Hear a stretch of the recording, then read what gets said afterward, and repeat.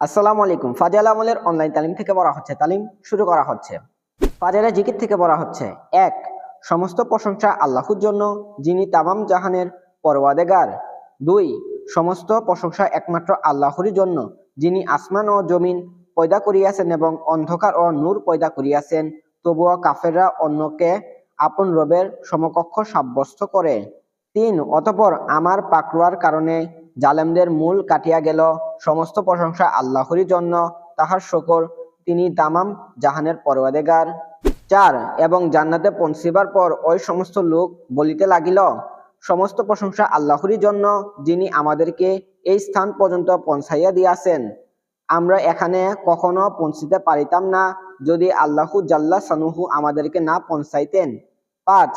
যাহারা এইরূপ নিরক্ষর নবী ও রাসূলের অনুসরণ করে, তাহারা নিজেদের নিকট বিদ্যমান তৌরাত ও ইনজিল লিখিয়া পায়। ফায়দা: তৌরাত কিতাবে হুজুর সাল্লাল্লাহু আলাইহি সাল্লামের যে সমস্ত গুণাবলী বর্ণনা করা হইয়াছে, তার মধ্যে ইহা উল্লেখ করা হইয়াছে যে, তাহার উম্মত বেশি বেশি আল্লাহর প্রশংসা করিবে। দুররে মানসুর কিতাবে এ সম্পর্কিত কতিপয় রেওয়াত বর্ণিত হইয়াছে। ৬. যে সকল মুজাহিদের জানা আল্লাহ তাআলা জান্নাতের বিনিময়ে খরিদ করিয়া নিয়াছেন, তাহাদের গুণাবলী হইল, তাহারা গুনাহ হইতে তওবাকারী, আল্লাহর ইবাদতকারী, আল্লাহর প্রশংসাকারী, রোজা পালনকারী অথবা আল্লাহর সন্তুষ্টির উদ্দেশ্যে ভ্রমণকারী, রুকু সেজদাকারী অর্থাৎ তাহারা নামাজি, নেক কাজের আদেশকারী, মন্দ কাজের নিষেধকারী অর্থাৎ তাহারা তাবলীগ করে, আল্লাহ তাআলার সীমা হুকুম আহকামে হেফাজতকারী, এইরূপ মুমিনদেরকে আপনি খুশখবর শুনাইয়া দিন। ৭. তাহাদের সর্বশেষ কথা হইল, আলহামদুলিল্লাহ রব্বিল আলামিন। সমস্ত প্রশংসা আল্লাহ তাআলা, যিনি সমস্ত জগতের প্রতিপালক। ৮. সমস্ত প্রশংসা আল্লাহর জন্য, যিনি বৃদ্ধ বয়সে আমাকে দুইটি পুত্র সন্তান ইসমাইল ও ইসহাক দান করিয়াছেন। ৯. সমস্ত প্রশংসা আল্লাহর জন্যই, তথাপি তাহারা এই দিকে মনোযোগী হয় না, বরং তাহাদের অধিকাংশই নির্বোধ। ১০. যেই দিন সিংহায় ফুঁক দেওয়া হইবে এবং তোমাদেরকে জিন্দা করিয়া ডাক দেওয়া হইবে, সেই দিন তোমরা বাধ্য হইয়া তাহার প্রশংসা করিবে, আদেশ পালন করিবে।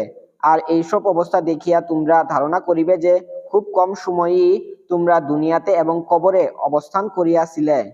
১১. আপনি প্রকাশ্যে বলিয়া দিন যে, সমস্ত প্রশংসা ওই আল্লাহর জন্য, যিনি না কোনো সন্তান সন্ততি রাখেন, না তাহার রাজত্বে কোনো শরিক আছে, না দুর্বল হেতু তাহার কোনো সাহায্যকারী রহিয়াছে।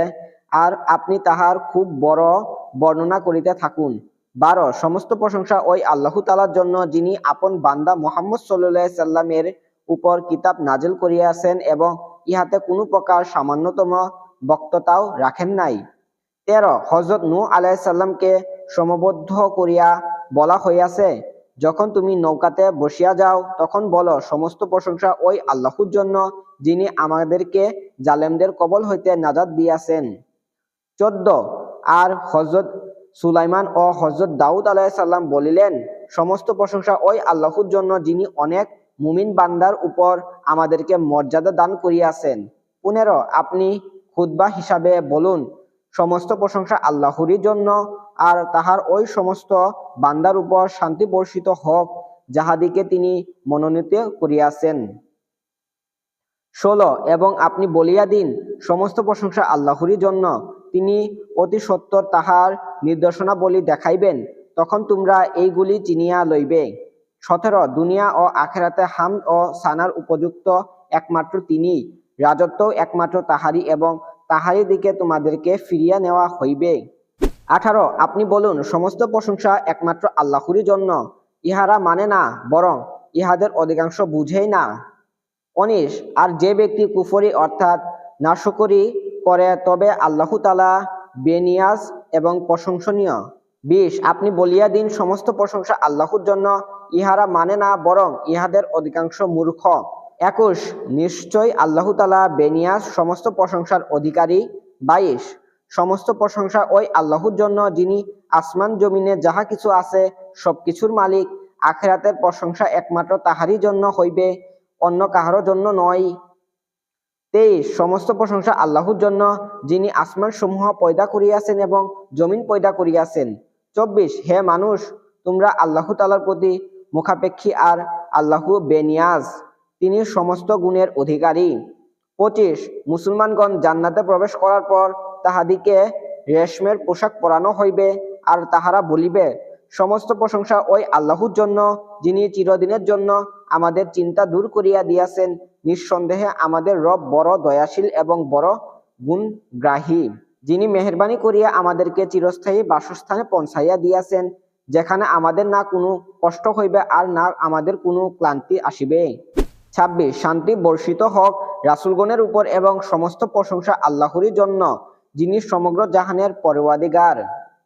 27 সমস্ত প্রশংসা আল্লাহর জন্য, কিন্তু এই সকল লোক বুঝে না, বরং তাহারা অধিকাংশই জাহেল।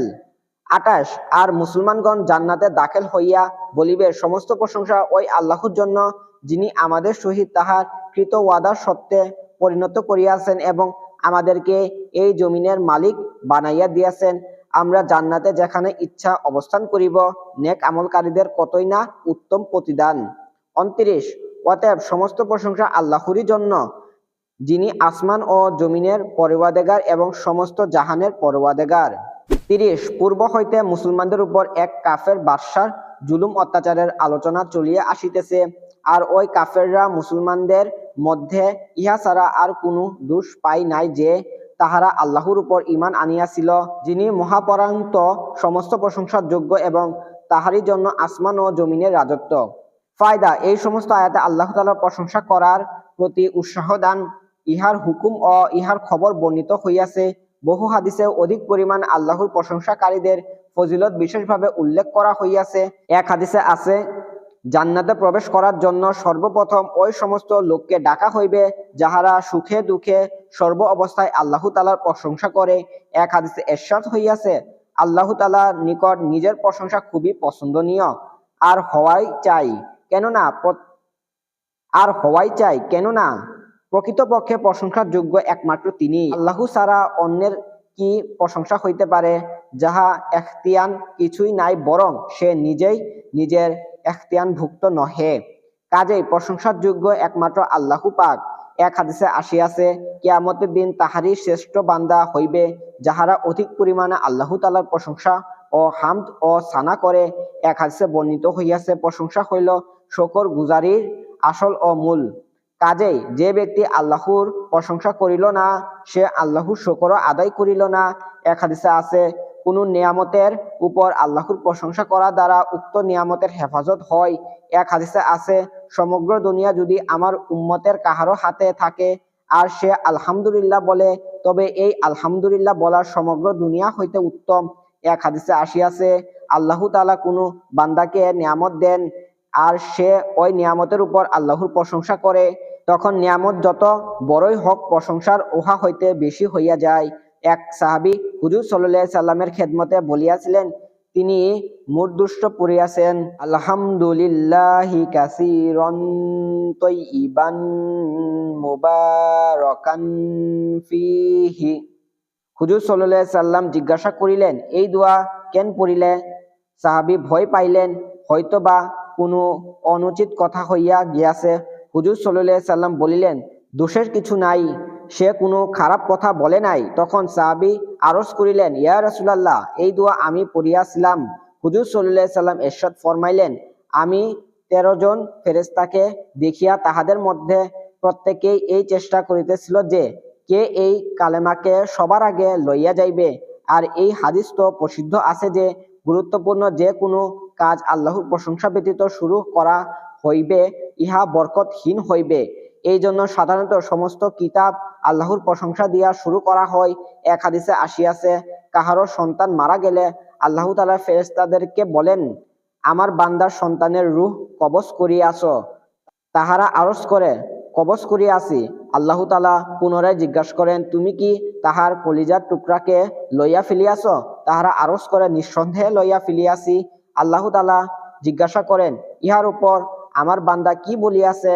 তাহারা আরজ করে, তোমার বান্দা তোমার প্রশংসা করিয়াছে এবং ইন্না লিল্লাহি ওয়া ইন্না ইলাইহি রাজিউন পড়িয়াছেন। তখন ইরশাদ হয়, আচ্ছা, ইহার বিনিময়ে জান্নাতে তাহার জন্য একটি ঘর তৈরি করো এবং ইহার নাম রাখো বাইতুল হামদ, প্রশংসার ঘর। এক হাদিসে আসিয়াছে, আল্লাহ তাআলা ইহার উপর সীমাহীন খুশি হইয়া যান যে বান্দা কিছু খাওয়া বা পান করিবার পর আলহামদুলিল্লাহ বলে। কালেমায়ে সুম্মের তৃতীয় বাক্যটি ছিল তাহলিল, অর্থাৎ লা ইলাহা ইল্লাল্লাহ পড়া। ইহার বিস্তারিত বিবরণ প্রথম অধ্যায়ে দেওয়া হইয়াছে। কালেমায়ে সৌমের চতুর্থ বাক্যকে তাকবীর বলে, অর্থাৎ আল্লাহু আকবার, আল্লাহ তাআলার বরত্ব বয়ান করা এবং আল্লাহর মহিমা ও শ্রেষ্ঠত্বকে স্বীকার করা, যাহা আল্লাহু আকবার বলার মাধ্যমেই প্রকাশ করা হয়। উপরোক্ত আয়াতগুলিতে ইহা বর্ণিত হইয়াছে। ইহা ছাড়া শুধু তাকবীর, অর্থাৎ আল্লাহর মহিমা ও বরত্বের বর্ণনাও বহু আয়াতে বর্ণিত হইয়াছে। তার মধ্যে হইতে কিছু আয়াত এখানে উল্লেখ করা হইয়াছে।